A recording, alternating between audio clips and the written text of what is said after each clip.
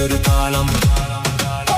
ആരാരെ ആദ്യമുണർത്തി, ആരാരുടെ നോവു പകർത്തി, ആരാരുടെ ചിറകിലൊതുങ്ങി അറിയില്ലല്ലോ.